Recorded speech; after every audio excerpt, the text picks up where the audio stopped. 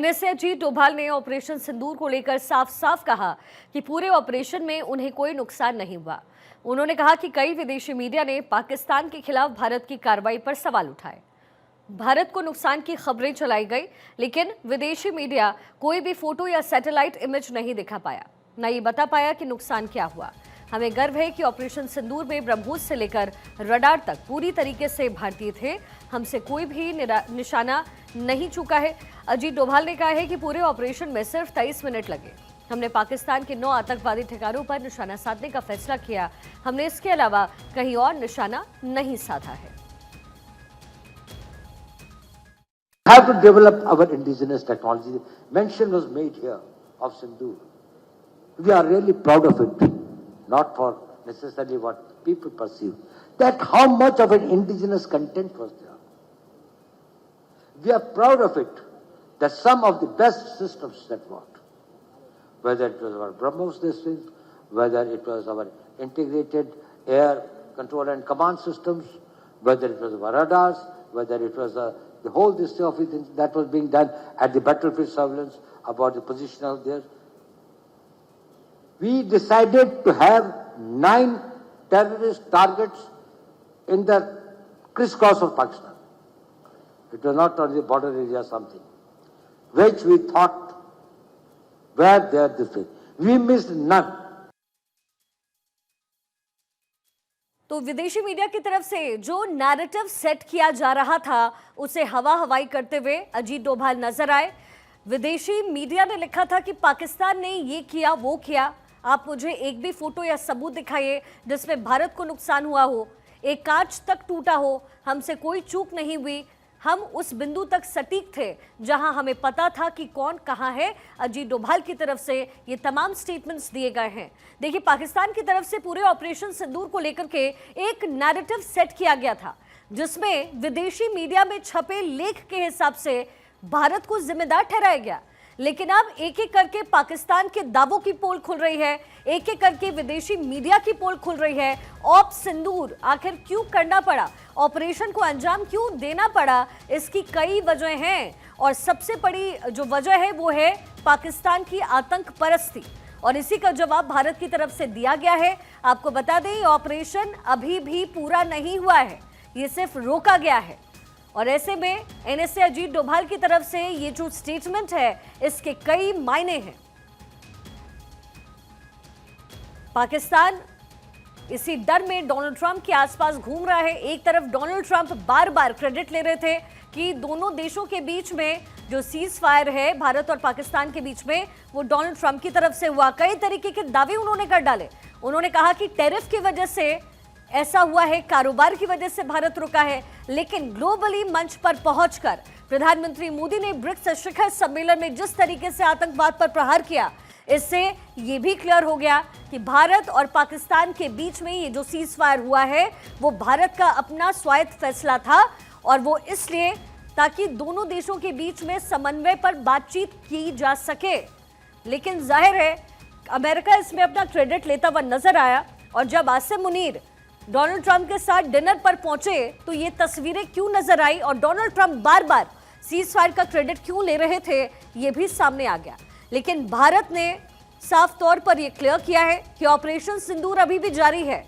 ये सिर्फ अभी रुका है तब तक जब तक पाकिस्तान अपनी हद में रहता है।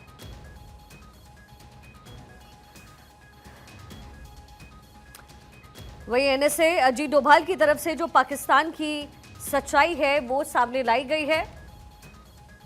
अजीत डोभाल की तरफ से ये तमाम बातें कही गई। उन्होंने कहा, हमें गर्व है कि ऑपरेशन सिंदूर में ब्रह्मोस से लेकर के रडार तक पूरी तरीके से भारतीय थे, यानी इंडिजिनस थे। हमसे कोई भी निशाना नहीं चूका। तो ऑपरेशन सिंदूर में 9 आतंकी ठिकाने तबाह किए गए। मुजफ्फराबाद, बरनाला, कोटली, सियालकोट, तेहरा कला, मुरीद के और बहावलपुर 9 आतंकी ठिकाने पूरी तरीके से नेस्तनाबूद किए गए। आतंकी संगठनों को खत्म करने का काम भारत ने किया। मरकज सुभान, बहावलपुर जैश ए मोहम्मद, मरकज तैयबा, मुरीद केश और इसके साथ ही सर्जल, ये अलग अलग जो आतंकी संगठन थे उसे पूरी तरीके से नेस्तनाबूद करने का काम भारत की तरफ से हुआ।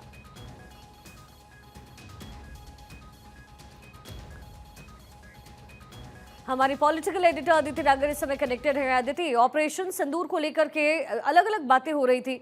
जो विदेशी मीडिया है वो एक नैरेटिव के तहत काम कर रहा था, उसमें ये साफ तौर पर बताया गया कि इस पूरे ऑपरेशन के लिए भारत जिम्मेदार है। भारत और पाकिस्तान के बीच जो जंग छिड़ी है एक तरीके से, उसके लिए भारत की जिम्मेदारी है। लेकिन एनएसए अजीत डोभाल ने पूरी तरीके से इस मैटर को क्लियर किया है और जो दावे किए जा रहे थे विदेशी मीडिया की तरफ से, जो पाकिस्तान की तरफ से, वो हवा हवाई हो गए हैं।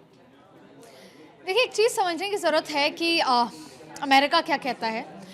एक बार के लिए समझना ज़रूरी कि अमेरिका जो भी कुछ करता है वो ऑब्वियसली वो अपने फ़ायदे के लिए करता है। तो अमेरिका क्या कहता है, फ्रांस क्या कह रहा है, कनाडा क्या कह रहा है, विदेशी मीडिया क्या कहती है, पाकिस्तान क्या कहता है, टर्की क्या कहती है, कोई भी कुछ भी कहता है जी। भारत की फॉरेन पॉलिसी 3 चीज़ों पर चल रही है आज। चाहे फिर वो प्रधानमंत्री का दौरा हो, चाहे फिर वो जयशंकर जी का दौरा हो। कैसे? पहला, ऑपरेशन सिंदूर जारी है।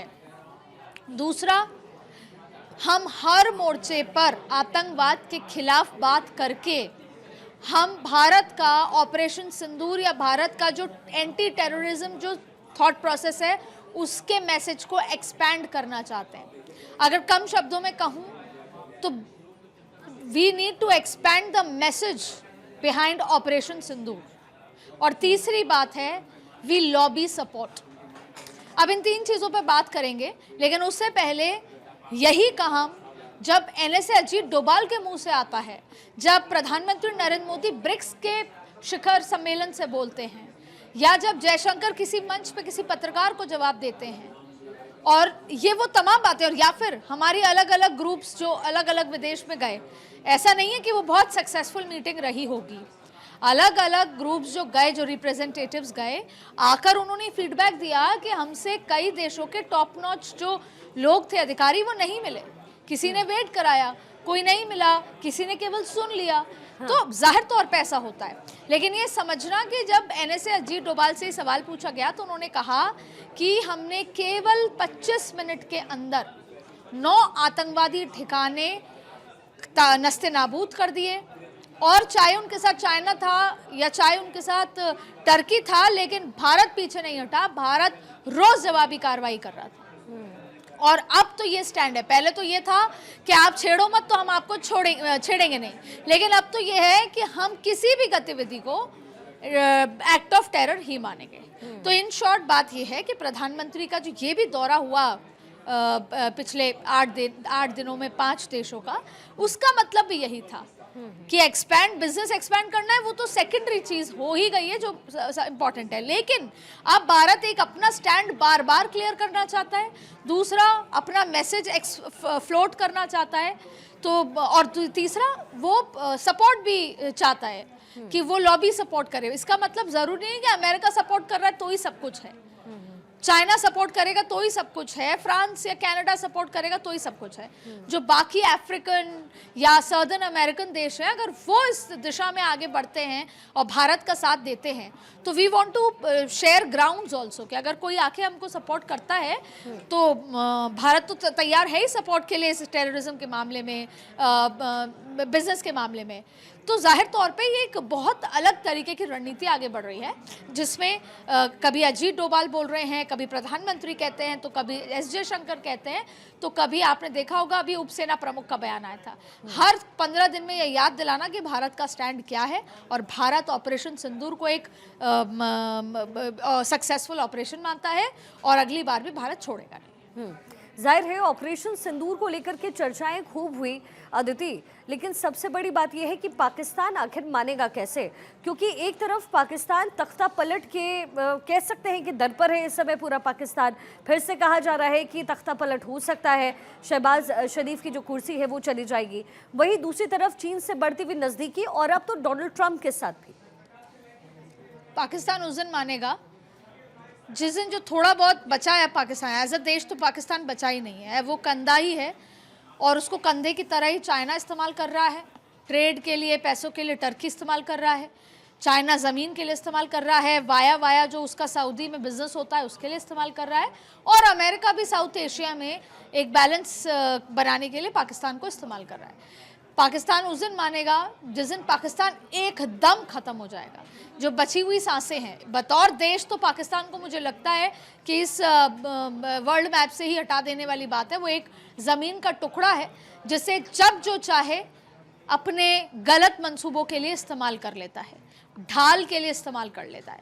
तो पाकिस्तान अगर अपने आप को ये सोचे, और देखिए यूएन की बात कर लें, हालांकि यूएन इतना इफेक्टिव तो रहा ही नहीं है, लेकिन अगर यूएन का जिक्र कर लें, किसी भी बड़ी एक इंटरनेशनल ऑर्गेनाइजेशन जो ये मापदंड तय करती है कि क्या सही है क्या गलत है, उसमें पाकिस्तान अब खरा इसलिए नहीं उतरता क्योंकि वो एज अ देश फेल है। वहाँ की जनता त्राहिमाम है, वहाँ पर कोई इकनॉमी नहीं है, वहाँ भुखमरी है। तो एज अ देश तो उसमें कोई गवर्नेंस, कोई एडमिनिस्ट्रेशन नहीं है। आप किसी ज़मीन के टुकड़े पे चाहे आर्मी तख्ता पलट कर ले या फिर कभी पूर्व प्राइम मिनिस्टर को जेल भर्ती कर दिया जाता है, तो Pakistan is a failure already. But हाँ, ये जो दूसरे देश हैं, पाकिस्तान जैसी एक जो छोटा टुकड़ा है ज़मीन का, उसको वो अपने हिसाब से अपने उसके लिए इस्तेमाल करते हैं। लेकिन फिर भी भारत हमेशा बाय द बुक्स चलता है, एक डिसिप्लिन्ड कंट्री है। इसीलिए उसने पूरे ऑपरेशन सिंदूर के दौरान बड़े देशों के डिप्लोमेट से बात करी। उससे पूरे ऑपरेशन सिंदूर के दौरान जो डिप्लोमेटिक फैसले लिए, पानी बंद करने से लेकर राजनयिक फैसले, उसमें भी बड़े देशों को ये समझाया कि हमें ये क्यों करना पड़ा। जब उसने हमेशा प्रेस कॉन्फ्रेंस की, जिस दिन भी रात को 8 बजे जब पाकिस्तान के ड्रोन्स नज़र आए, सो कॉल्ड टर्की के ड्रोन जो पाकिस्तान की तरफ से नज़र आए, तब भी नेक्स्ट डे सेना की तरफ से प्रेस कॉन्फ्रेंस होकर बताया कि हम ने जवाबी कार्रवाई की, और कितनी, और हमने सिविलियंस नहीं मारे, हमने एयर स्पेस नहीं खोल रखी थी। तो जाहिर तौर पे क्योंकि भारत 140 करोड़ लोगों का देश है, वो बाय द बुक्स चलता है, बाय डिसिप्लिन चलता है, और इसको लेकर कई सेक्टर में भारत में नाराज़गी भी थी कि हम ही क्यों बाय द बुक्स चलें, हम ही क्यों डिसिप्लिन्ड हैं, हमसे ही क्यों सवाल किया जाएगा, पाकिस्तान जो चाहे करे। लेकिन सच मायने में ये है कि Pakistan is on the verge of as a world, as a country तो इट इज़ ऑलरेडी फिनिश्ड।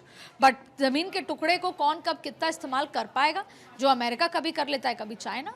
लेकिन टेररिज्म वो ख़त्म नहीं कर सकता, क्योंकि उसके पास ना ग्रोथ है, ना डेवलपमेंट है, ना विजन है। उसके पास अगर कोई एक चीज़ है तो वो है टेररिज्म, और हथियार चाइना और टर्की जैसे या अमेरिका जैसे देश उसको साइड से पहुंचा देते हैं, जिससे वो अपनी इंटरनेशनल पॉलिटिक्स को बैलेंस कर सकें। अदिति, विदेशी मीडिया के जो दावे थे, आखिर इसके पीछे क्या पीयर पॉलिटिक्स हो सकता है? इंटरनेशनल फोरम पर इस तरीके से पाकिस्तान के समर्थन में स्टेटमेंट देना, क्या हम देर हो गए इस नैरेटिव को पहुंचाने में, या फिर इसके पीछे कोई इंटरनेशनल साजिश है? जाहिर तौर पे इंटरनेशनल साजिश है। ये नैरेटिव बनाया जा रहा है, ये नैरेटिव इसलिए गढ़ा जा रहा है क्योंकि वेस्टर्न वर्ल्ड डरता है। वेस्टर्न वर्ल्ड को डर है कि भारत अपनी जो उसकी 140 करोड़ लोगों की आबादी की वजह से वो बहुत बड़ा हो चुका है, वो अपनी बढ़ती अर्थव्यवस्था, भारत के सबसे बड़ा कंज्यूमर है अगर चाइना के बाद देखें। चाइना से पूरा वर्ल्ड परेशान है, तो सबकी नज़रें ट्रेड के लिहाज से, सबकी नज़रें कंज्यूमर के वाली कंट्री के लिहाज से भारत पे ही हैं। भारत जिस स्पीड से आगे बढ़ रहा है, वो आने वाले आधे दशक के अंदर अंदर वेस्टर्न वर्ल्ड को चुनौती देगा, वो जबकि लगभग दे चुका है। तो वेस्टर्न वर्ल्ड को डर लगता है। देखिए आप, ईरान जैसी एक छोटी कंट्री से डरकर आज से नहीं, पिछले 3-4 दशक से किस तरीके से अमेरिका इजराइल को कंधा बनाए हुए है, सिर्फ इसलिए कि ईरान को, मिडिल ईस्ट में हमको पावर बैलेंस करना है तो इजराइल को पावरफुल रखना है, और गलती से भी ईरान के पास न्यूक्लियर पावर नहीं चली जाए।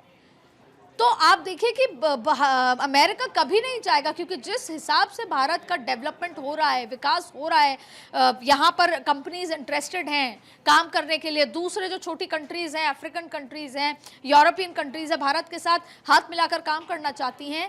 तो ये समझ आ रहा है कि ये बहुत बड़ा होने वाला है, और इसकी वजह से अमेरिका जैसे देश, फ्रांस जैसे देश, कनाडा जैसे देश, ये तमाम जो देश हैं, कुछ बड़ी यूरोपियन कंट्रीज़, ये चाहती हैं कि हमेशा इंटरनेशनल मार्केट में भारत का जो दबदबा है वो हल्का रहे। इसीलिए ये नैरेटिव मीडिया के माध्यम से गढ़ा जा रहा है और पाकिस्तान को बड़ा बनाया जा रहा है। असल में पाकिस्तान को कोई पसंद नहीं करता, ना एज अ कंट्री, ना एज अ लीडर, ना एज अ विजनरी कोई, बस उसको एक जमीन के टुकड़े की तरह केवल भारत के खिलाफ इस्तेमाल करना चाहता है। जाहिर है, लेकिन अदिति अब आगे क्या? क्योंकि एनएसए अजीत डोभाल की तरफ से स्टेटमेंट दिया गया, सीज फायर क्यों हुआ है, किस वजह से हुआ, इस पर प्रधानमंत्री पहले ही जो रुख है वो स्पष्ट कर चुके हैं प्रधानमंत्री मोदी।